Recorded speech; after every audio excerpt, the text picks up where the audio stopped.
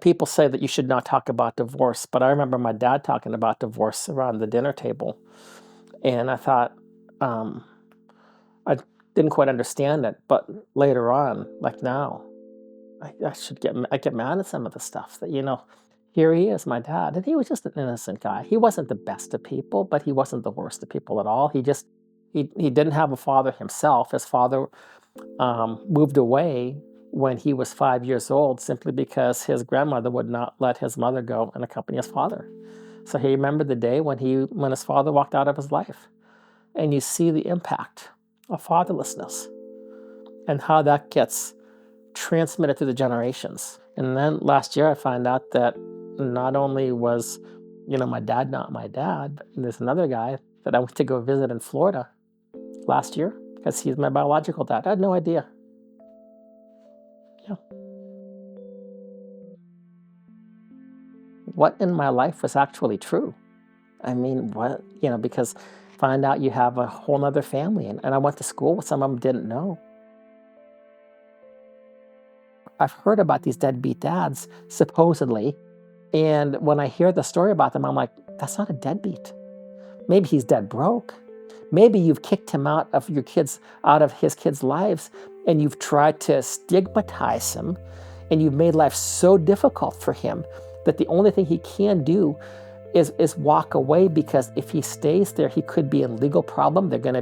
You'll use false accusations against him.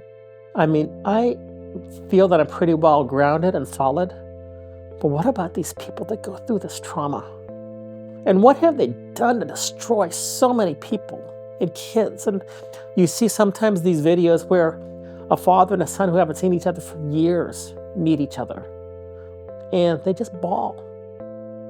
And that's what our court system does. That's what these legislators do. They call this the best interest of the child. How perverse, how wicked is that you would do that you would break that bond. And the same thing happens if it happens to a child and his or her mother. Same thing. Our family courts profit over the pain of others.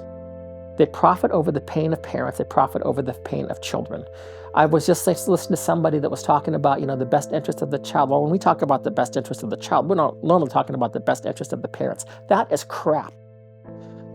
First off, you should be looking for the best interest of all concerned. And it's not good for a child to watch his mother or his father or her mother or her father get destroyed.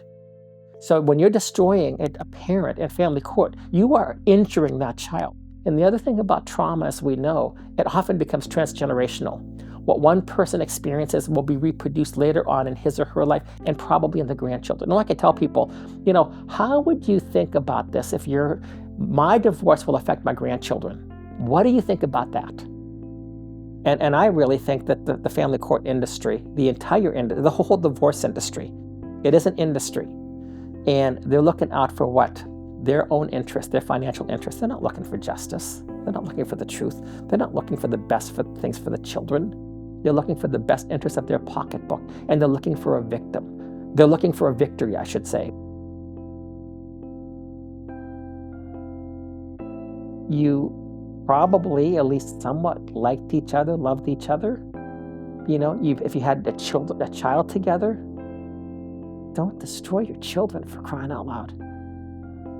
Because you want to be the victor, you want to be the badass in a sense. Don't do that.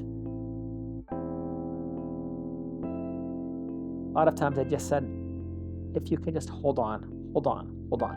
Can I make it one more day? Can I make it one more hour?